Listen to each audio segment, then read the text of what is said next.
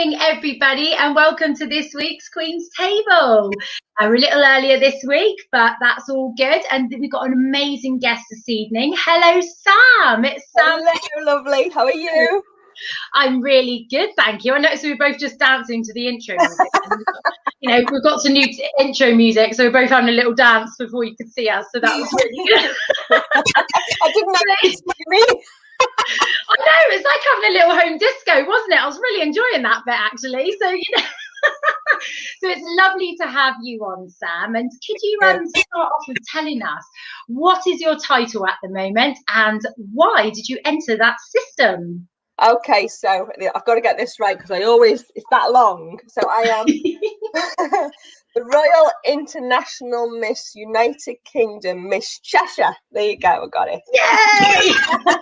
I'm quite glad you said that now and not me. It's quite a long title. Remember, doesn't it? It does. So what made you choose that particular system? Well, to be honest with you, I got into pageants about 4 or 5 years ago, and I was literally just finding my feet. There's a story about how I got into it, but I can tell you that later. And I've gone from pageant to pageant, not really knowing which one to go for. Just what's the next one? I'll have a go at that. I'll have a go at that. Not knowing any background to any of them, just trying and trying and trying. And then Royal always seemed to come up as like a really big one, a really important one. And I thought, you know what? I've done 4 years worth of these little ones here and always becoming runner up. All right, go big or go home. I love it. I'm going for Royal. It's just this, you don't know what you can do till you try, Sam, attitude that I've got. So I thought, right, I'm going to do it. And then in the run-up, once I joined, in the run-up, the way the girls are in the group, it is literally, and I've heard it's like this in other ones, it's a sisterhood. Everybody helps everybody, everyone supports everybody, but they're genuine. You start thinking pageants are going to be a bit, do they really mean it? Are they talking about me behind my back? But they're not, they're lovely. And I did it last year, and I came first runner-up. Oh, yay. So I was like, oh my God, I'm 46 years old and I nearly won a big pageant. And you're just like, I'm returning this year, and I'm like determined this year. I have got to win a pageant. I did win one a few years back. It was Elite Global Earth, but that one folded 2 weeks after I won. Oh no! What a shame! I got the sash, I got the crown, and I couldn't wear it anywhere. And I was like, "Oh no! Oh no!" But that's still a massive achievement. And you say like you don't look your age actually, but I'm all up for women in their 40s doing pageants, as you know, because I'm also 40 in my 40s. It's all good. So yeah. Now or not classic. That's it. Some of them are classic, some of them are not. It's like I need to get a crown quick. Okay, so we got our first. That's amazing. We got our first question. How long have you been doing pageants for? So my first one was Miss British Empire, and that was back in. I'm just looking at my little wall. 2017. That one was, and I've enjoyed doing them. I've done quite a few now, but as I say, I keep coming runner up, which is good. It's a good place to be because some people don't place. So I'm doing something right. Just as somebody's done it a bit more right than me on the day. But I fell into that because I was doing, as you know, I have my own charity, Sam's Diamonds Cancer Support, and I was doing an empowerment event for them, which was a catwalk. So I got like this beauty company, to make them all over during the day, do the hair, do the makeup, make them feel beautiful, because when you've got no hair and no eyebrows or lashes, you do feel like a bit of a freak, to be honest with you. So it was my way, when they finished treatment, of making them feel good, empowering them, getting them up on the catwalk, getting everybody going, yes, at them like that, to help them grow and get their self-esteem back and confidence back. And it was a beauty queen called Kirsty Hornby. I don't know whether you know her, but she is an ex-queen of Royal. She did Royal. And she went out international to represent the UK, and she approached me saying, I want to do something with a charity to help with my platform. is there any way we could do something together? So I said, well, I've got this catwalk coming up, blah, blah, blah. You know, you can help me out with that. So she organised sashes, and we had dresses that were donated for the girls to wear. But because with cancer treatment, the medicines that you take and the, you know, all the after effects are that you put lots of weight on. And the dresses we were gifted were like size 8 and 10s and 6s. So there was no way any of the girls were getting in them. So I thought, right, okay, maybe we can auction them off on the night. So I said, Kirsty, do you know anybody who could model these for us for the auction? She said, I know loads. So she roped in loads of pageant girls, and they were very, very nice to come and model them for us. And we got them off on the night. So it all started from that, because obviously Kirsty's on the stage, I'm presenting, and she's giving sashes out to all my diamonds. They're called diamonds, Sam's diamonds. And I said to her off stage, I said, not being funny, Kirsty, I said, but how do you do that? I said, I couldn't do that. I'm okay with a mic in my hand, but I couldn't stand there being like that. And she used to go to the school that I taught in. She went to that school, and it was kind of like you always used to say, don't say you can't, say you'll try. From school. So she got me big time there, and it was like, okay, bit of a predicament to be in. So I came away from that experience thinking, I'm asking all my diamonds to get up on stage and to model and build their self-esteem. Why can't I do that? Why am I not confident enough to do that? And I realized it's the body issues I had from my cancer, because I actually have one breast. This isn't real. This is just a piece of sponge. I'm terrible. I just go like this and forget where I am sometimes. This isn't real. She's grabbing her boob. But yeah, it's not real. So I didn't realize it was affecting me so much that I didn't want people to look at me. You know, and I'd never been like that. I was born on a stage when I was younger, you know, and I've spent 14 years introducing children on stage for shows and performing arts and things. But I didn't want the attention on me. So I thought, right, okay, you've got an issue here, Sam. Let's go and address it. So I thought, right, pageants. Let's Google. All these exotic names came up. When's the next one? Miss British Empire. Got interviews in Manchester. Oh, I'll go to that. Right. So I put my big long wig on, as you do. I've got to look like a pageant girl. This is me. So I put a big long wig on, and I put a big slinky dress on, a pair of heels that I could just about walk in. And I walked into it like, I could be a pageant girl, performing art, to act the part.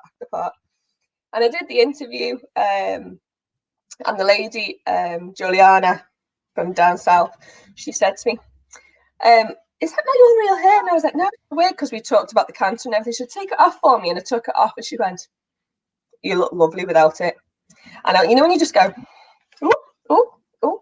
So I had to go and get my pictures taken then, with the wig and without the wig. And I hated getting my picture taken, hated it. So I stood there, and it was a really good photographer who made me relax, and we were just laughing, and there was a banter going between the pair of us. And I was going, I don't know what I'm doing. He goes, put your hand there, stick your bum out, stick your boobs out, do this. And we were laughing. And because I was laughing and I was enjoying it, the photos were amazing. Yeah. Always good to have good banter on a photo shoot, isn't it? Without a doubt. So I came away from that interview flying high that I had done that. I had actually been a pageant girl for that hour or two. I'd done an interview, I'd done the photographs, and I came away thinking, yes, amazing, flying high. Never thought anything more of it. And then I got a text a couple of weeks, or an email a couple of weeks later saying, you're in the final of Miss British Empire. Yeah. I hadn't thought that far. That is amazing. That's amazing. So I ended up ringing Kirsty up, going, Kirsty, I've done something really stupid. I'm going, what's fashion wear? What's evening wear? Do you just get like the latest fashions in the shop or something? And what's an opening round? Wait, what do you wear? What do you do? She was like, Sam, I can't believe you've done that. That's an international pageant. What are you doing? So I was like, right, okay. A quick 10-minute walking workshop with her, and then I had to go down there. So I went down there, and it was kind of like do or die. There was girls from Australia and everything there, you know. And I'm looking at them thinking, oh my God, my walk's like Tina Turner compared to you lot.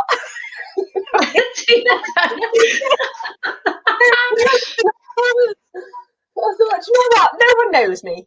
No one knows me down here. Judge away. I don't know if I'm going to see you all again. So I went out on the stage and I worked that stage, giving it like, yes, I'm a supermodel. Come on, girl. Hey, do you know what? I actually came first runner-up. Oh, way! That's amazing. You literally walked in and just smashed it straight away, basically, haven't you? It was awesome.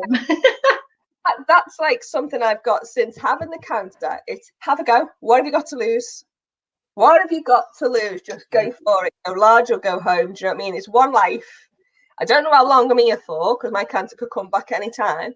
So every day matters, and I'm going to make the most out of every day, and I'm going to say yes to any opportunity instead of no, because you don't know what doors it'll open for you.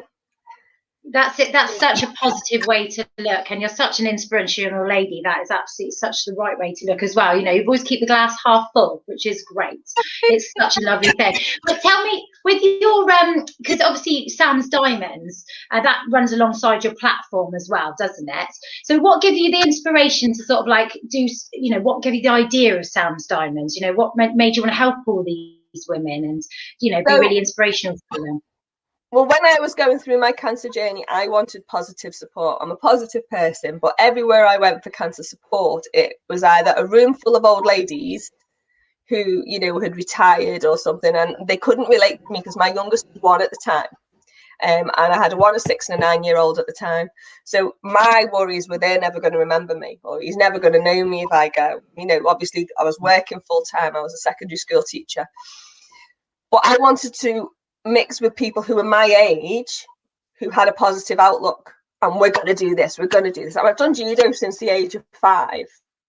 So I have a fighting attitude in my head. You know, it's like, it's competition then. Bring it on. Which is what I did when I got diagnosed. I cried for about a minute. And then it was pull your big girl knickers up, Sam. You're going to do this. No way you taking me away from my kids. And it became a fight. Now, that attitude is the thing that got me through it. And I wanted to mix with people who were like that, not people who were like, well, I don't know how long I've got. Do you want another cup of tea? Should we learn how to knit? Should we do some drawing or painting? You know, that type of thing. So yeah, I ended up thinking, what would I like to do? Because I know it sounds really awful, but you can't think more than 3 months ahead because you don't know if your treatment's going to work or not. So you can't plan holidays for the next year or anything like that. So I wrote down on an A4 piece of paper, well, 3 sides of A4, all the things I wanted to do before I die, or try, or make sure I'm good at, or anything like that, you know. So I wrote them down and I ended up 3 sides of A4. And when I went to my appointments for chemo, I made a couple of friends there and I was like, should we go for a coffee? Should we go for a cup of tea? Should we go and learn this? Do you want to try this? And we started doing things instead of sitting and moping. And it gave us something to look forward to and some normality in life, because everything that you're doing when you're going through your cancer journey, it tends to be an appointment or bloods or this or that, or people asking you how you are. And although that's really nice that they do, you don't want to talk about it all the time. There's more to you than your cancer.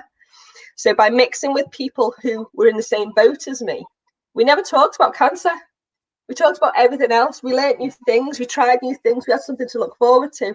And the group just grew from there and there. And it ended up being, I put down on my first ever leaflet that the group was for ladies age 18 to 45-ish. Because I thought that's young. I was 38 when I got mine.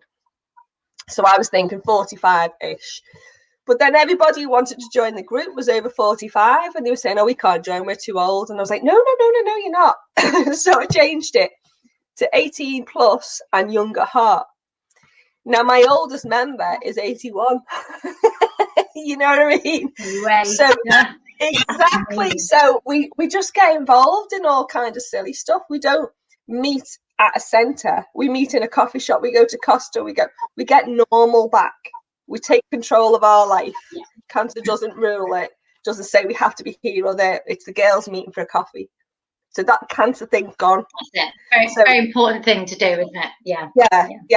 It's like a really strange, empowering thing to do. And we have a Facebook page as well, which is 24 hours. Everyone chats on. It's private. No one can see what you ask, what you say, apart from girls in the group. I have to add people to the group that can't be found. So, you know, it's priceless when you're up at 3 o'clock in the morning worrying, and you can be like, anybody else up? This is what I'm thinking. What do you reckon? That's nice you do that as well, because it keeps people's privacy and it keeps it just a nice group as well between you, and they're always there for support. I mean, it's such a great thing to do, you know, and it's like it runs so alongside your whole platform as well, which is empowerment for women, which is fabulous, isn't it? So, oh, it's absolutely fabulous. So in lockdown, obviously we've been through a bit of a change. You know, how have you adapted your appearances in lockdown leading up to the final? Well, a lot of the things I've been doing are online. For example, like with the Sam's Diamonds group itself, as I say, we meet in coffee shops. Everything's come to Zoom now, and we're doing quizzes online. Yeah. We're doing discos online. We've done treasure hunts. We've done bingo. Everything's fun online. Honestly, I like that. You get the disco lights out and everything. Yeah. That's amazing. But yes, that's what I've been doing with the diamonds. When it comes to appearances for me, I'm doing appearances where I'm not around anybody else. So, for example, today I've been to the food bank. I know I get into my car. I have my daughter with me as well, who's also done an appearance today. She's the preteen Miss UK Royal Miss Cheshire. I'll get in a minute. It's a long time, but she's the preteen Miss Cheshire and I'm the Ms. Cheshire. So we're doing the same one ourselves together, which is going to be nice.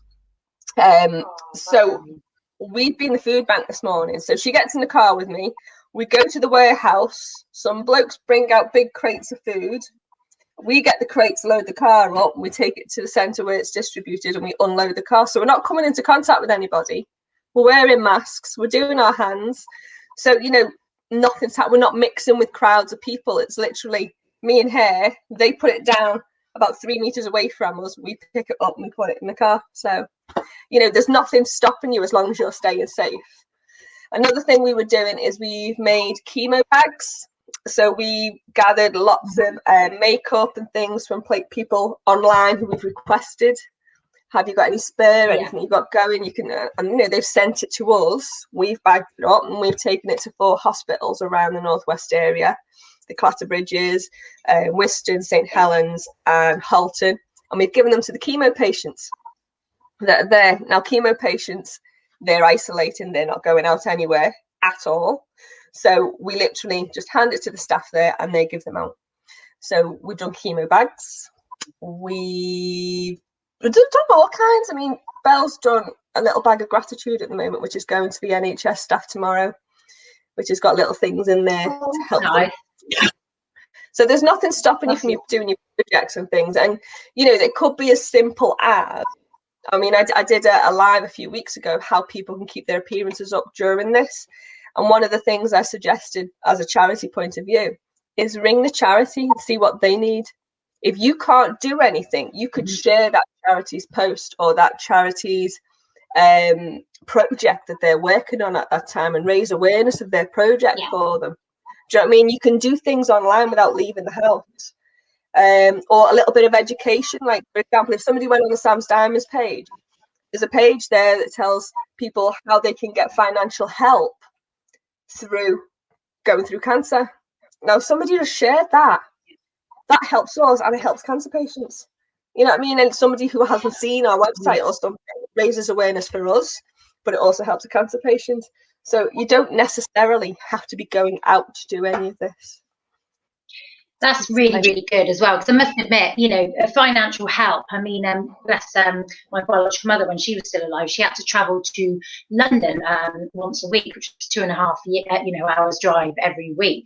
And literally, you know, there was no funding or anything for that. And it is really difficult when she couldn't work and stuff like that. So to know those things and just the information to say someone really needing the help, it's a really, really good thing.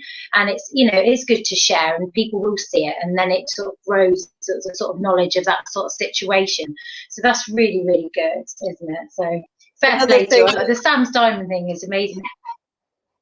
sorry, another thing that we've done, which anybody could do as well, is, you know, when you have, well, one of the things Sam's Downs is doing, we have an online marathon.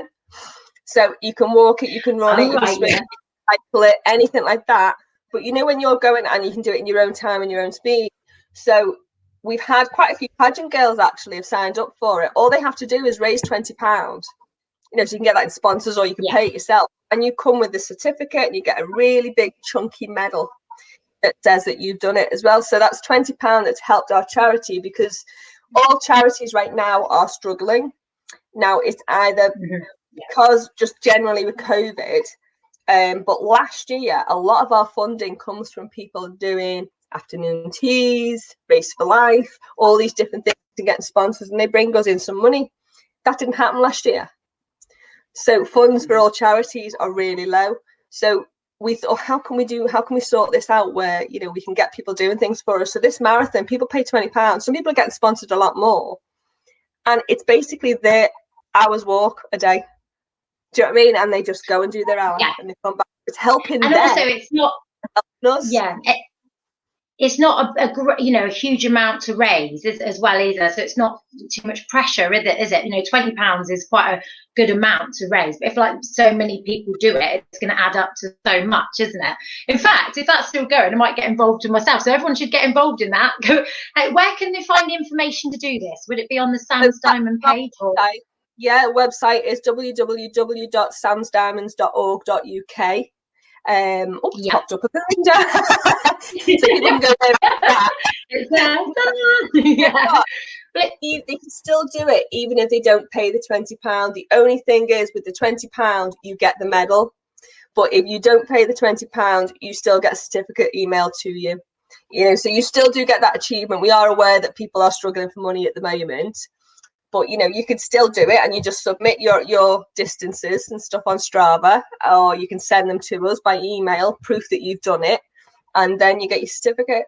So the £20 is just to cover the cost of the medal and a little bit of fundraising for us. But Oh, that's fabulous. Hannah Travers has just said she's going to get involved, and I certainly am going to as well, actually, because that's fabulous. So anyone out there, get involved. It's for a good charity, isn't it? So I tell you what, it's been so...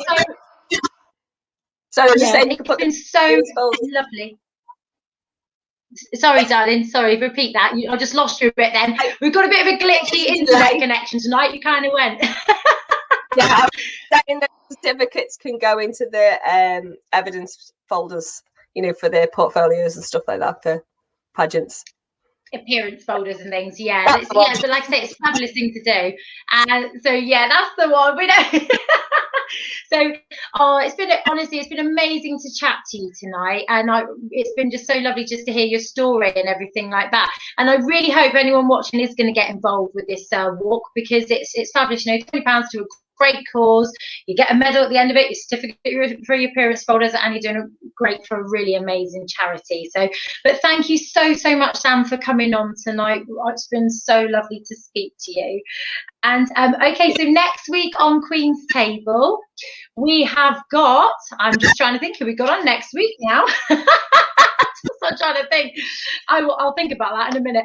So next week on Queen's Table, we've got Emma J. Webber. Okay, so she's Miss World Class England 2021. So she's our guest next week. There also is something else I wanted to say about this evening. There is How to Be a Beauty Queen on Clubhouse. That's going to be on Clubhouse every Thursday at 8:30 p.m.